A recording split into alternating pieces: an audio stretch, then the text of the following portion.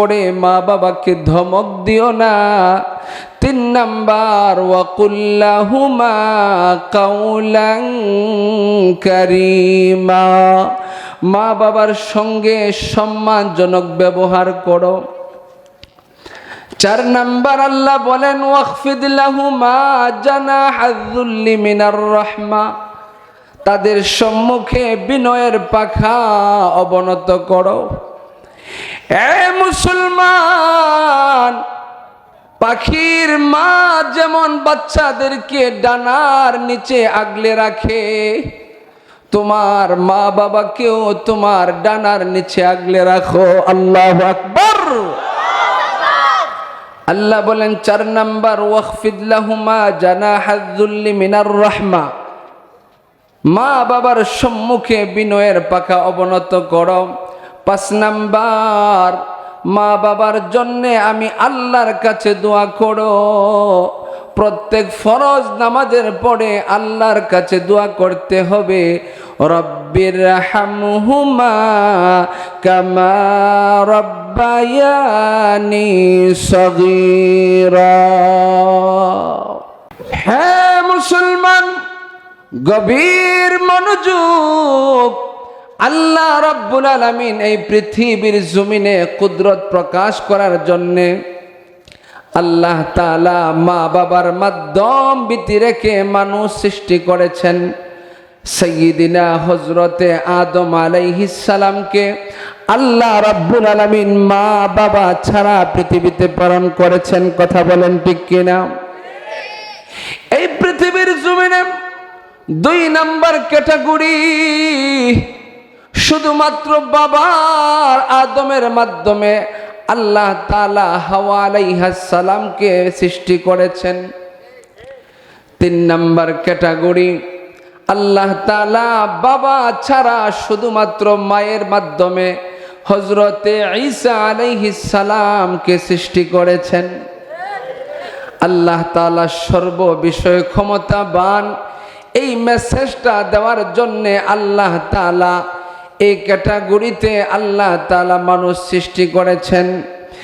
এছাড়া পৃথিবীর জমিনে যত মানুষ সৃষ্টি হয়েছে এবং সৃষ্টি হবে, মা বাবার মাধ্যমে পৃথিবীতে আসতে হবে। কথা বলেন ঠিক কিনা? এই কারণে আল্লাহ রাব্বুল আলামিন বলেন সূরা বনী ইসরাঈলের 23 নম্বর আয়াতের মধ্যে আল্লাহ তাআলা বলেন ওয়া ক্বাদা রাব্বুকা আল্লা তা'বুদু ইল্লা ইয়্যা। রব্বুল আলামিন বলেন তোমার প্রভুর 1 নম্বর ফয়সালা, ইবাদত করবে একমাত্র আল্লাহর। জুড়ে বলেন ইবাদত করব একমাত্র কার? আরো জুড়ে বলেন কার? আল্লাহ ছাড়া অন্য কারো ইবাদত করা যাবে না। 2 নাম্বার তোমার প্রভুর ফয়সালা ওয়া বিল ওয়ালিদাইনি ইহসানা, মাতা পিতার সঙ্গে ইহসান করো, ভালো ব্যবহার করো। হে মুসলমান, যেমন ভাবে আল্লাহ তাআলা বলেছেন ওয়া'বুদ রাব্বাকা হাত্তা ইয়াতিয়াকাল ইয়াকিন, মরণ পর্যন্ত তোমার রবের ইবাদত করো। আল্লাহ তাআলা বলেন তোমার মা বাবার সঙ্গে মরণ পর্যন্ত ইহসান করবে। সুবহানাল্লাহ। কেমন ভাবে ইহসান করবেন? আল্লাহ তাআলা এই আয়াতের মধ্যে আল্লাহ তাআলা 5টা পদ্ধতি বলে দিয়েছেন। রব্বুল আলামিন বলেছেন 5টা পদ্ধতিতে মা বাবার সঙ্গে ইহসান করবে, সুন্দর ব্যবহার করবে। এর মধ্যে 1 নাম্বার পদ্ধতি হলো ইম্মা ইয়াবলুগান্না ইনদাকাল কিবারা আহাদুহুমা আও কিলাহুমা ফালা তাকুল লাহুমা উফ। তোমার মা বাবার মধ্য থেকে কোনো একজন অথবা উভয়জন যদি তোমাদের সম্মুখে বার্ধক্যে উপনীত হয়, ফালা তাকুল লাহুমা উফ, উফ শব্দটি বলো না।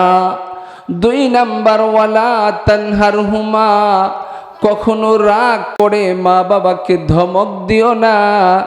3 নাম্বার ওয়াকুল লাহুমা কাউলান কারীমা, মা বাবার সঙ্গে সম্মানজনক ব্যবহার করো। 4 নাম্বার আল্লাহ বলেন ওয়াখফিদ লাহুমা জানাহায যুল্লি মিনার রাহমা, তাদের সম্মুখে বিনয়ের পাখা অবনত করো। এ মুসলমান, পাখির মা যেমন বাচ্চাদেরকে ডানার নিচে আগলে রাখে, তোমার মা বাবাকেও তোমার ডানার নিচে আগলে রাখো। আল্লাহু আকবার। আল্লাহ বলেন 4 নাম্বার ওয়াখফিদ লাহুমা জানাহায যুল্লি মিনার রাহমা, মা বাবার সম্মুখে বিনয়ের পাখা অবনত করো। 5 নাম্বার মা বাবার জন্য আমি আল্লাহর কাছে দোয়া করো। প্রত্যেক ফরজ নামাজের পরে আল্লাহর কাছে দোয়া করতে হবে, রব্বির হামহুমা কামা রব্বায়ানি সগীরা। আল্লাহর কাছে দোয়া করতে হবে, হে আমার রব, ছোট্ট সময় আমার মা বাবা যেমন ভাবে স্নেহের কোলে আমাদেরকে লালন পালন করেছিলেন, আজকে আমার মা বাবা বৃদ্ধ হয়ে গেছে, বৃদ্ধা হয়ে গেছে, আল্লাহ তুমিও তাদেরকে তোমার কুদরতি কোলে লালন পালন করো। সুবহানাল্লাহ। হ্যাঁ মুসলমান, শুধু তাই নয়, আল্লাহর নবী বিশ্ব নবী রাহমাতুল লিল আলামিন বলেছেন, সুইলা আনিন নবী সাল্লাল্লাহু আলাইহি ওয়াসাল্লাম আনিল কাবাইর। সাহাবায়ে কেরাম আল্লাহর নবীকে জিজ্ঞাসা করলেন, ইয়া রাসূলুল্লাহ, ইয়া হাবিবাল্লাহ, ওগো আল্লাহর নবী, কবিরা গুনাহগুলো কি কি আমাদেরকে বলে দেন। আল্লাহর নবী বলেছেন, 1 নাম্বার আল ইশরাকু বিল্লাহ, আল্লাহর সঙ্গে শিরিক করা, আল্লাহর সঙ্গে গায়রুল্লাহকে সাব্যস্ত করা, শিরিক করা। মাজারে গিয়ে সেজদা দেওয়া, মাজারে গিয়ে সন্তান কামনা করা শিরিক। ইন্নাশ শিরকা লাযুলমুন আযীম, নিশ্চয় শিরিক হচ্ছে জঘন্যতম গুনাহ। কথা বলেন ঠিক কিনা? হে মুসলমান, আল্লাহর নবী বলেন 1 নাম্বার কবিরা গুনাহ হলো আল্লাহর সঙ্গে শিরিক করা। 2 নাম্বার কবিরা গুনাহ হলো উকুকুল ওয়ালিদাইন, মাতা পিতার সঙ্গে অবাধ্য আচরণ করা, মা বাবার সঙ্গে খারাপ ব্যবহার করা। হে মুসলমান, হাদিসের মধ্যে এসেছে, যা রাজুলুন ইলান নবী সাল্লাল্লাহু আলাইহি ওয়াসাল্লাম মান আহাক্কু বিহুসনি সাহাবাতি। এক ব্যক্তি আল্লাহর নবীর কাছে আসলেন, এসে বললেন, ইয়া রাসূলুল্লাহ, ইয়া হাবিবাল্লাহ, ওগো আল্লাহর নবী,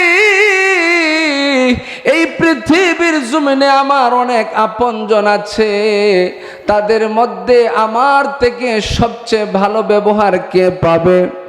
আল্লাহর হাবিব বলেন, উম্মুকা, তোমার মা। সাহাবী বলেন, সুম্মা মান, তারপরে কে? আল্লাহর হাবিব বলেন, সুম্মা উম্মুকা, তোমার মা। সাহাবী বলেন, সুম্মা মান, তারপরে কে? আল্লাহর নবী বলেন, উম্মুকা, তোমার মা। সাহাবী বলেন, সুম্মা মান, তারপরে কে?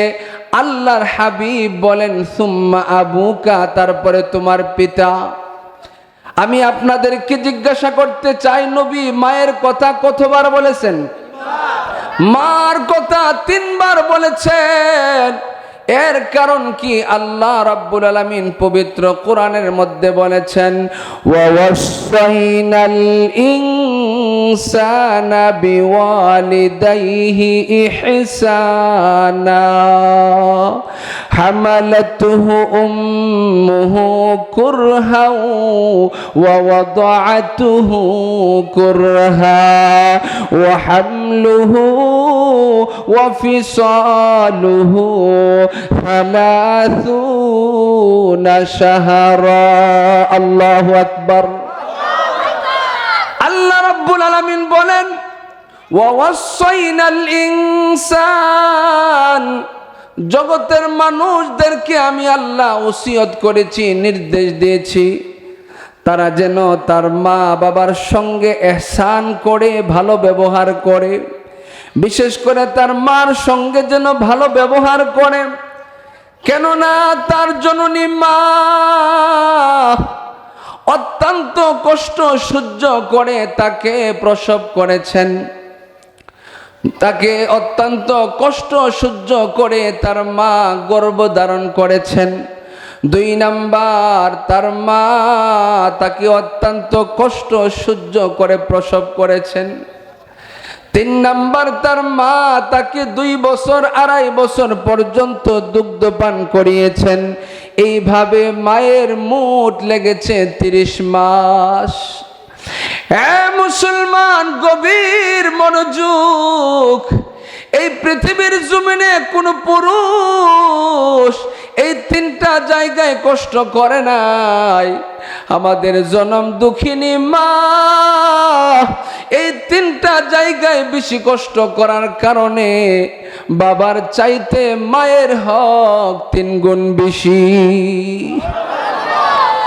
আমার প্রাণের ভাইরা, হাদিসের মধ্যে এসেছে আল্লাহর নবী বিশ্ব নবী রাহমাতুল লিল আলামিন যখন মেরাজের সফরে গেলেন, নবীজি বলেন দাখালতুল জান্নাহ, আমি জান্নাতের ভিতরে প্রবেশ করলাম। জান্নাতের ভিতরে প্রবেশ করে আমি শুনতে পেলাম সামি'তু ফিহা, আমি সেখানের মধ্যে শুনতে পেলাম কিরাআহ, কে যেন মধুর কণ্ঠে কোরআন তেলাওয়াত করতেছে। আল্লাহর নবী জিবরাইল আলাইহিস সালামকে জিজ্ঞাসা করলেন মান হুয়া ইয়া জিবরাইল, হে জিবরাইল এই লোকটা কে জান্নাতের ভিতরে মধুর কণ্ঠে কোরআন তেলাওয়াত করতেছে? জিবরাইল আলাইহিস সালাম বলেছেন ইয়া রাসূলুল্লাহ হুয়া হারিসা ইবনে নুমান, ইনি আপনার সাহাবী হযরতে হারিসা ইবনে নুমান।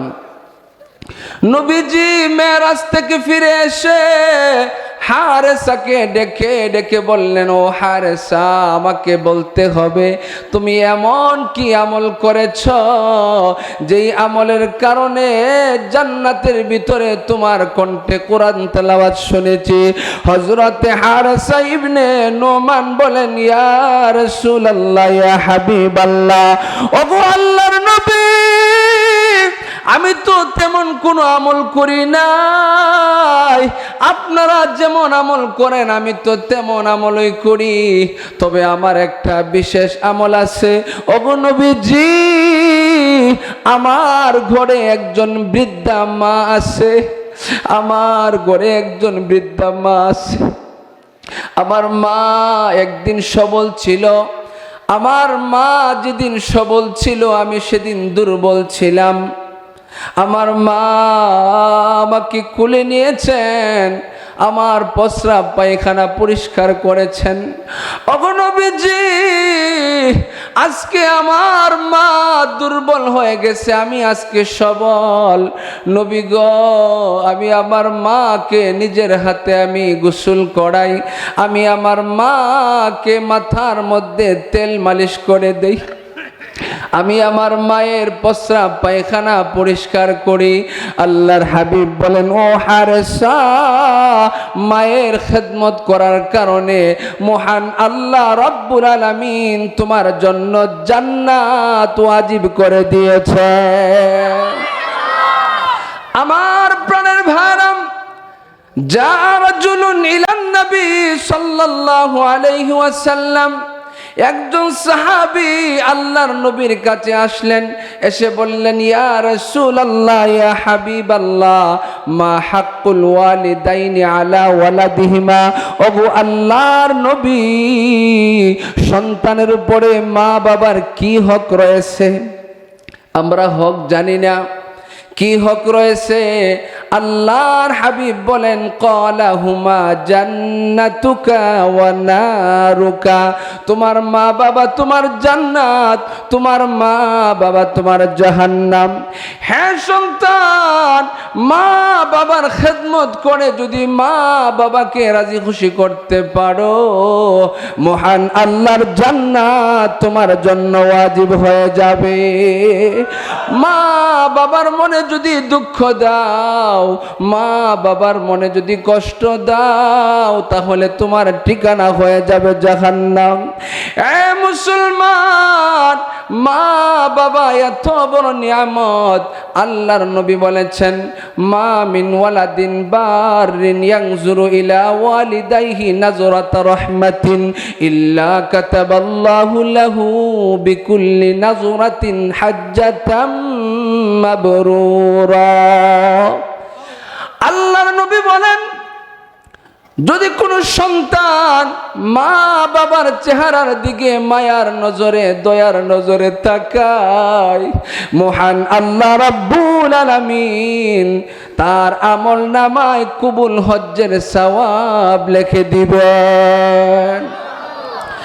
সাহাবায়ে কেরাম বলেন, ক্বালা ইয়া রাসূলুল্লাহ, ওগো আল্লাহর নবী, ওয়া ইন নাযারা কুল্লা ইয়াউমিন মিয়াতু মাররা।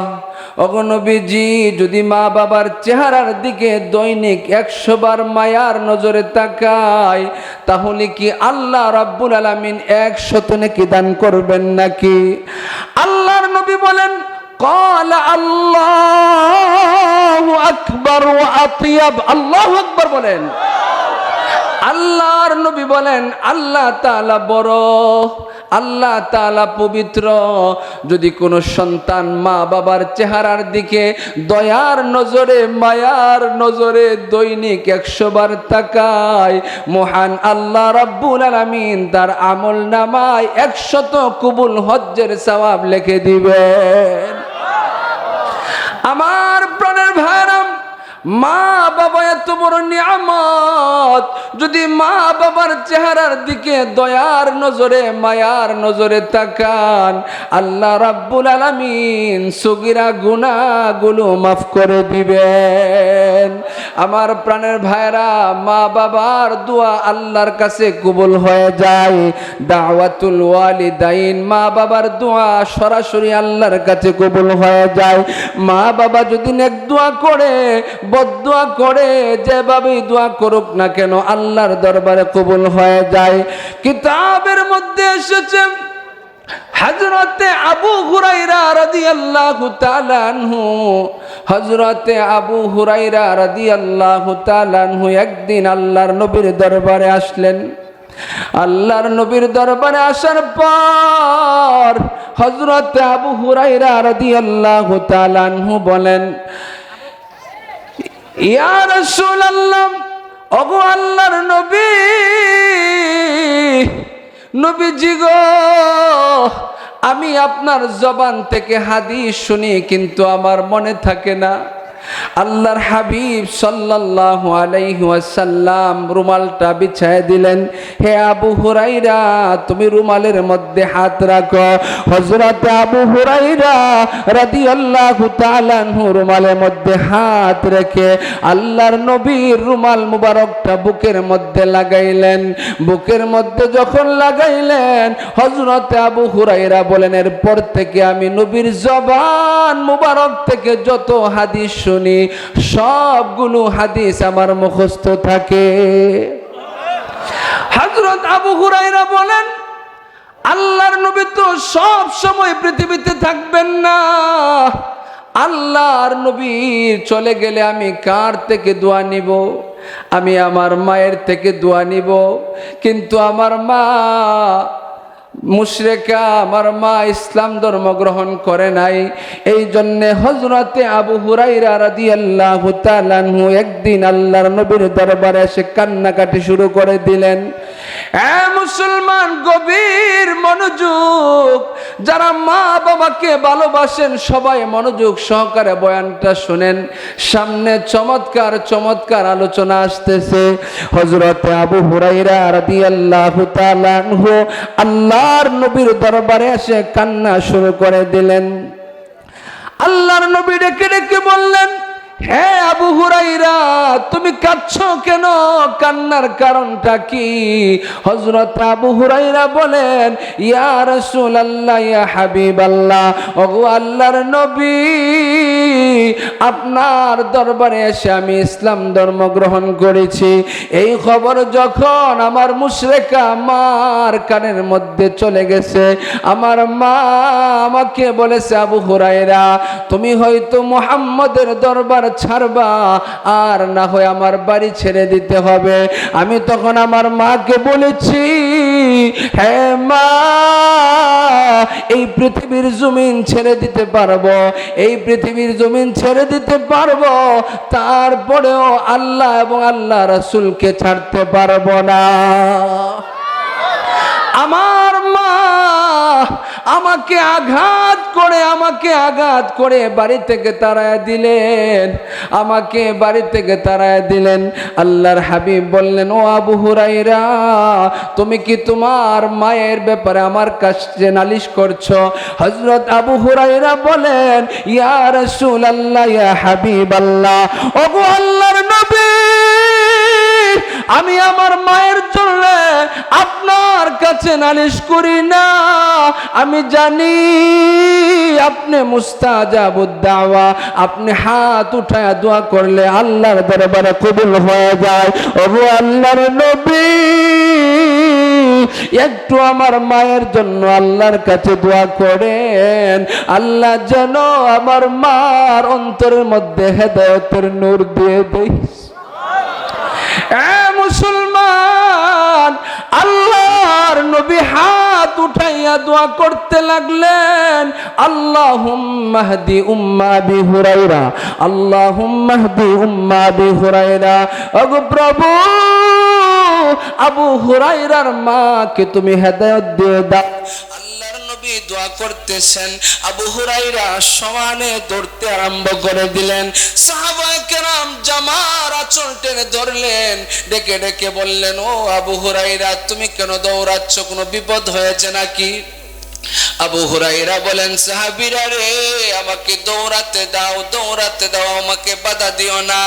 আমি দৌড়ে বাড়িতে গিয়ে দেখতে চাই আমি কি আগে বাড়িতে পৌঁছলাম নাকি আমার মায়ের ব্যাপারে আল্লাহর নবী যে দোয়া করেছেন, আল্লাহর নবীর দোয়া আগে বাড়িতে পৌঁছেছে।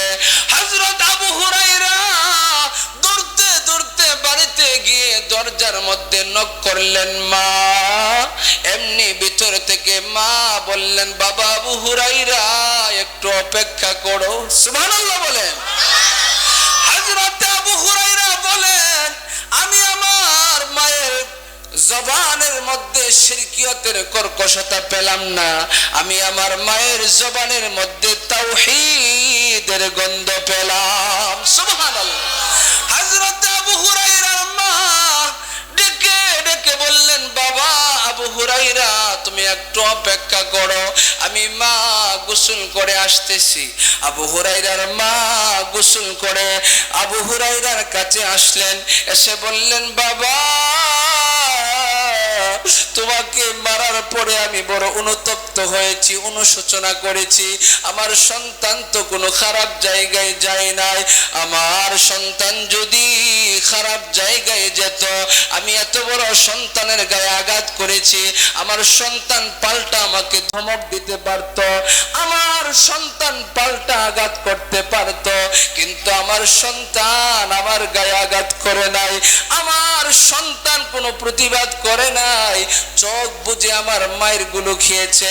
আমি তখন বুঝতে পেরেছি যে এই দরবারে গিয়ে আমার সন্তান এত সুন্দর চরিত্রের অধিকারী হয়েছে। এই দরবার কোনো সাধারণ দরবার না। হ্যাঁ আবু হুরায়রা, জলদি করে আমাকে নিয়ে চলো সে পয়গম্বরের দরবারে। সুবহানাল্লাহ। হযরত আবু হুরায়রা মাকে আল্লাহর নবীর দরবারে নিয়ে গেলেন।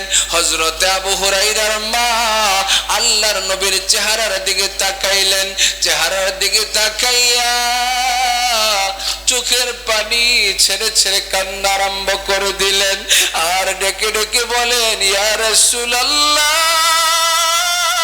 ওগো আল্লাহর নবী, আপনার ব্যাপারে আমাকে ভুল ধারণা দেওয়া হয়েছিল। আল্লাহর কসম, এত সুন্দর চেহারার মানুষ কোনোদিন মিথ্যাবাদী হতে পারে না। ওগো নবীজি, আর দেরি নয়, এই মুহূর্তে আপনি আমাকে পড়ায় দেন লা ইলাহা ইল্লাল্লাহু মুহাম্মাদুর রাসূলুল্লাহ। আম্মা জান আয়েশা বলেন, হে পৃথিবীর মানুষ, দুনিয়ার জমিনের সূর্যের চাইতে আমার স্বামী মুহাম্মাদুর রাসূলুল্লাহ সাল্লাল্লাহু আলাইহি ওয়াসাল্লাম বেশি সুন্দর। কারণ দুনিয়ার জমিনের সূর্য উদয় হয় ফজরের নামাজের পর পূর্ব আকাশ থেকে, আর আমার স্বামী মুহাম্মাদুর রাসূলুল্লাহ সাল্লাল্লাহু আলাইহি ওয়াসাল্লাম এমন একটা সূর্য যে সূর্য উদয় হয় এশারের নামাজের পরে। মুসলমান, আমার আপনার নবী কি পরিমাণ সুন্দর ছিলেন। হযরতে আনাস রাদিয়াল্লাহু তাআলা আনহু 10 বছর আল্লাহর নবীর খেদমত করেছেন। জুড়ে বলেন কত বছর?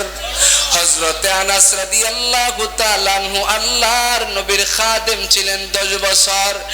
মার কাছে আসলেন, মা তাকায় দেখে আনাসের চেহারাটা শুকায় গেছে, পেটটা পিঠের সাথে লেগে গেছে। মা ডাক দিয়া বলে, বাবা আনাস, তুমি কি আজকে রাত্রে কোনো কিছু খাও নাই? তখন হযরত আনাস বলেন, মাগো, আমার নবী যেদিন খায় সেদিন আমি খাই, আমার নবী যেদিন না খেয়ে থাকে সেদিন আমি আনাসও না খেয়ে থাকি। মা বুঝতে পেরেছে আমার সন্তানও খায় নাই, আল্লাহর নবীও খায় নাই।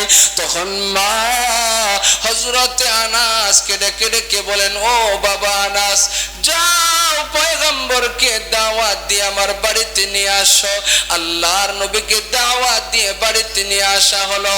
তখন হযরতে আনাসের মা বিভিন্ন রকমের খাবার আল্লাহর পয়গম্বরের সামনে প্রস্তুত করে রেখে দিয়ে একবার আল্লাহর নবীর সুন্দর চেহারার দিকে তাকান, আর একবার আকাশের পূর্ণিমার চন্দ্রের দিকে তাকান। সুবহানাল্লাহ।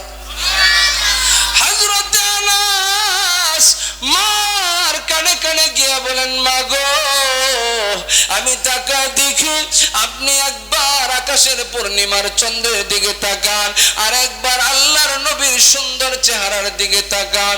ও মা, এর কারণটা কি জানতে চাই? মা তখন ডেকে ডেকে বলে, ও আনাস, আমি যখন আকাশের পূর্ণিমার চন্দ্রের দিকে তাকাইলাম, তাকায় দেখি আকাশের পূর্ণিমার চন্দ্রের ভিতরে কালো কালো ফুটি ফুটি আবরণ দেখা যায়।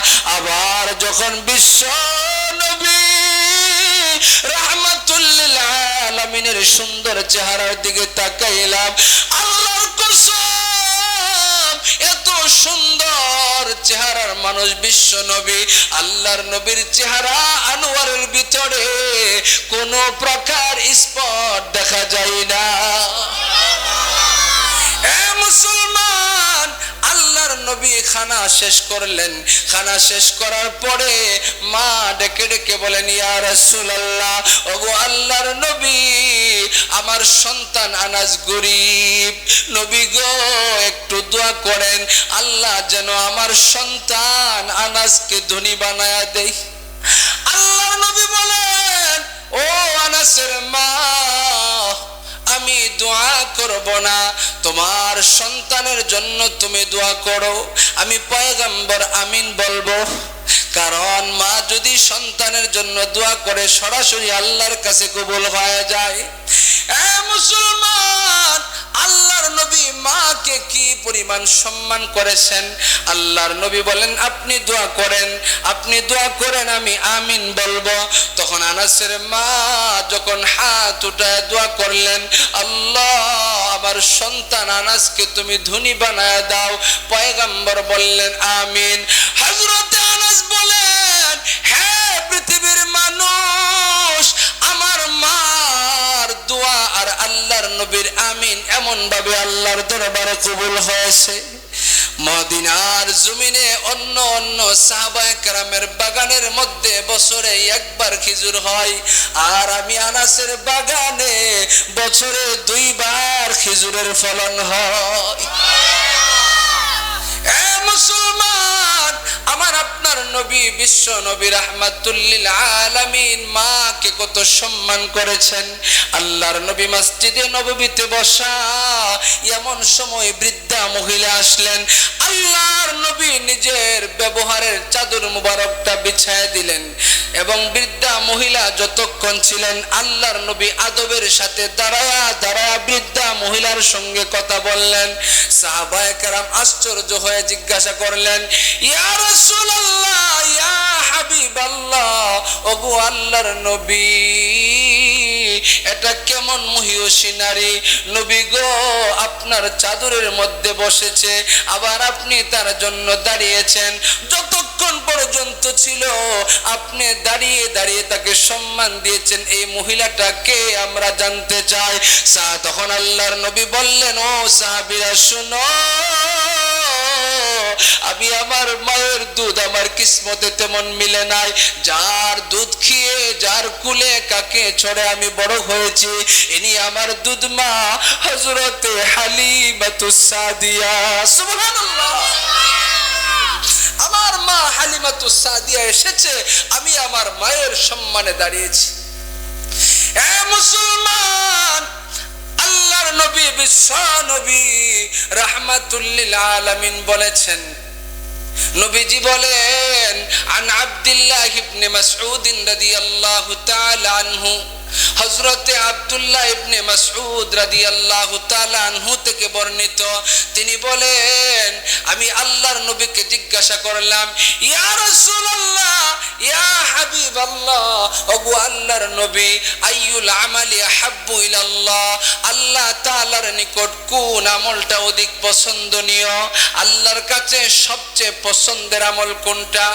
আল্লাহর নবী বলেছেন, ক্বালা আস-সালাতু আলা ওয়াক্তিহা, সময় মতো নামাজ পড়া। 2 নাম্বার সাহাবী বলেন, সুম্মা মান, সুম্মা আইয়ুন, তারপর কোন আমলটা আল্লাহর নিকট পছন্দনীয়? আল্লাহর নবী বলেছেন, সুম্মা বিররুল ওয়ালিদাইন, মাতা পিতার সঙ্গে সৎ ব্যবহার করা, মা বাবার সঙ্গে ভালো ব্যবহার করা। সাহাবী বলেন, সুম্মা আইয়ুন, তারপর কোন আমলটা আল্লাহর কাছে পছন্দনীয়? আল্লাহর নবী বলেছেন, সুম্মাল জিহাদু ফি সাবিলিল্লাহ, দিন কায়েমের জন্য আল্লাহর রাস্তায় সংগ্রাম করা, জিহাদ করা। মুসলমান, আজ গোটা পৃথিবীতে, সমস্ত গোটা পৃথিবীতে প্রায় 200 কোটি মুসলমান, তারপরেও মুসলমানেরা মাইর খাচ্ছে, কথা বলেন ঠিক কিনা? মুসলমানেরা আজকে নির্যাতিত, মুসলমানেরা আজকে লাঞ্ছিত, কথা বলেন ঠিক কিনা? মুসলমান, এই বাংলার জমিনে পর্যন্ত মুসলমানেরা নির্যাতিত, কথা বলেন ঠিক কিনা? আমার মুসলমানেরা এই বাংলাদেশে পর্যন্ত নির্যাতিত হয়েছে, যেখানে গোটা বাংলাদেশে 92% বেশি মুসলমান রয়েছে, আর হিন্দু আছে 8%-এর চেয়ে কম। তারপরে আমাদের মুসলিম ভাইরা নির্যাতিত হচ্ছে, কথা বলেন ঠিক কিনা? আপনারা সকলেই জানেন, হিন্দুত্ববাদী একটা কঠোর জঙ্গি সংগঠন ইসকন, যাদের নাম, এই ইসকন মুসলমানদের উপরে তারা জুলুম অত্যাচার চালিয়েছে। গত কিছুদিন পূর্বে চট্টগ্রামের জমিনে আমাদের অনেকগুলো মসজিদকে তারা ভাঙচুর করেছে। তারা আদালত প্রাঙ্গণে প্রবেশ করে আমাদের একজন আইনজীবী অ্যাডভোকেট সাইফুল ইসলাম আলিফকে তারা শহীদ করেছে। অথচ আমাদের মতো কিছু মুসলমান তাদের দালালি করছে। কথা বলেন ঠিক কিনা? এ মুসলমান, হিন্দুত্ববাদী এই উগ্রবাদী সংগঠন, সন্ত্রাসী সংগঠন ইসকন, তারা মনে করে, সাধারণ হিন্দুরা তারা মনে করতেছে যে ইসকন আমাদের হিন্দুত্ববাদ প্রতিষ্ঠার বা আমাদের হিন্দুদেরকে জন্য তারা কাজ করতেছে। আসলে ইসকন কোনো হিন্দুদের জন্য কাজ করছে না। কথা বলেন ঠিক কিনা? এই ইসকনের কাজ হচ্ছে তারা ফ্যাসিবাদকে প্রতিষ্ঠা করতে চায়। কথা